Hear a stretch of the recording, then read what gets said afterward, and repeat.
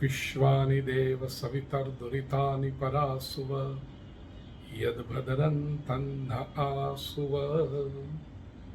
आत्मीय स्वजनों, एकल अभियान का उपक्रम भारत लोक शिक्षा परिषद के राष्ट्रीय महिला विभाग द्वारा आयोजित श्री कृष्ण जन्म महोत्सव में शरीर से न सही लेकिन इस रूप में टेक्नोलॉजिकली आप सभी के बीच में एक बार फिर से उपस्थित रहने का सौभाग्य मुझे प्राप्त हो रहा है। मेरी प्रिय आदरणीय बहना सोनल जी राशिवासिया ने स्नेहपूर्ण आग्रह किया कि भाई जी कुछ संदेश।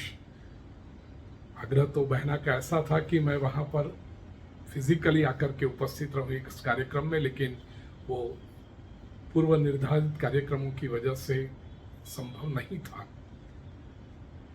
प्रिय स्वजनों, कृष्ण का जन्म 5300 वर्षों के बाद भी हम प्रतिवर्ष मनाते हैं।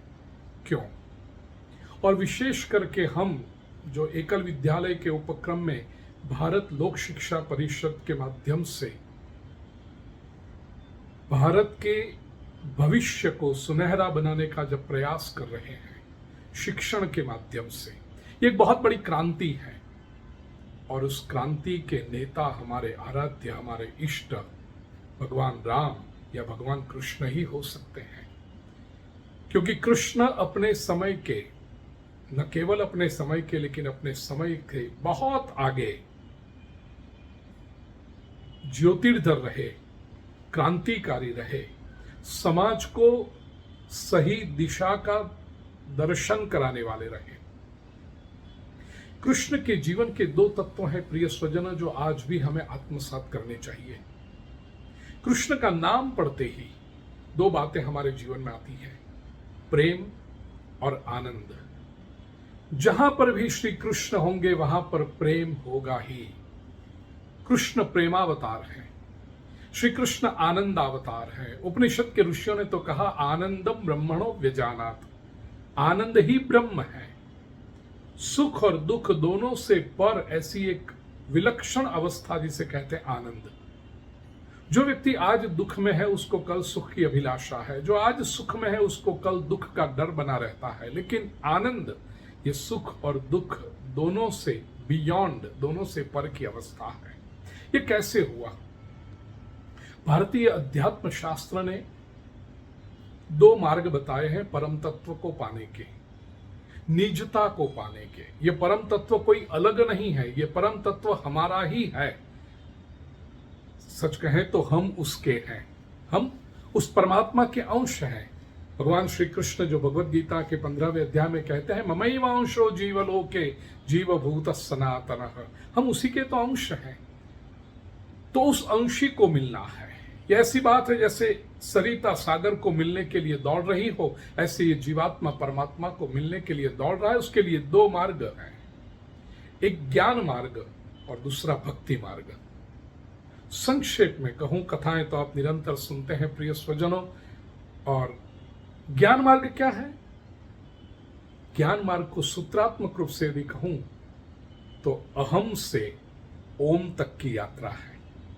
अहम व्यक्ति को एक पत्थर के समान डुबोता है और ओम व्यक्ति को उन्नत बनाता है, उसका उड्डयन कराता है परब्रह्म की ओर। तो अहम विगलित हो और ओम की अनुभूति हो, यह ज्ञान मार्ग है। और भक्ति मार्ग कौन सा है? भक्ति मार्ग को भी यदि सूत्रात्मक रूप से कहूं वो अभाव से अहोभाव की यात्रा है। भक्ति की शुरुआत, भगवान की ओर जाने का आरंभ व्यक्ति कब करता है? किसी अभाव के कारण करता है। छोटा सा बालक, हे भगवान परीक्षा में मुझे अच्छे नंबर आ जाए।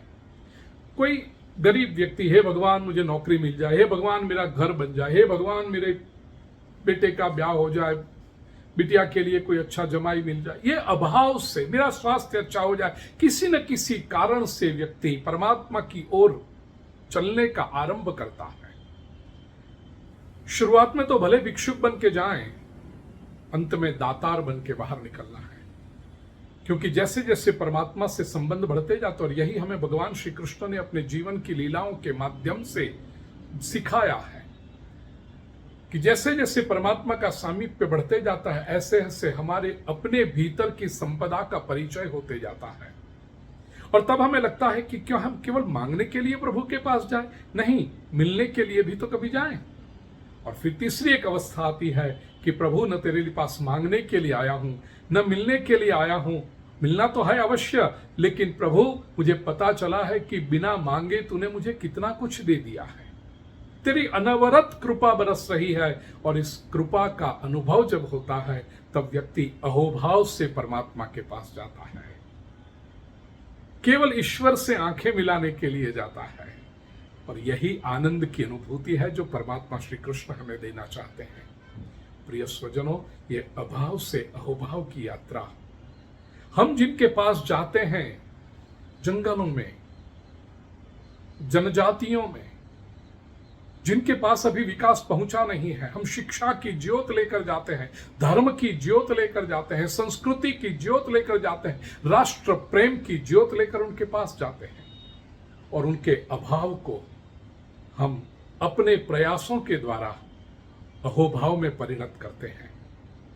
प्रिय स्वजनों, परमात्मा श्री कृष्ण की कृपा हम सभी पर बरसती रहे, ये प्रार्थना तो आज जन्माष्टमी के महोत्सव पर मैं अवश्य करूं, लेकिन एकल अभियान का ये जो विराट यज्ञ चल रहा है भारत लोक शिक्षा परिषद में, और विशेष करके ये राष्ट्रीय महिला विभाग के द्वारा, मेरी बहना सोनल राशिवासिया को इस कार्य में उसके, और आप सभी के जितने भी आप ट्रस्टीगण हैं, कार्यकर गण हैं, स्वयं सेवक हैं, जो सभी का हिम्मत बढ़ाने के लिए, हौसला बढ़ाने के लिए मेरी व्यासपीठ की ओर से एक एकल विद्यालय की राशि 22,000 रुपये प्रसादी के रूप में, परमात्मा श्री एक तुलसी दल के रूप में भगवान श्री कृष्ण के चरणों में समर्पित करता हूँ।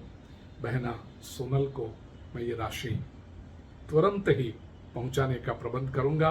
आप सभी को इस जन्माष्टमी महोत्सव पर बहुत बहुत बधाई। नंद के आनंद भयो, जय कन्हैया लाल की।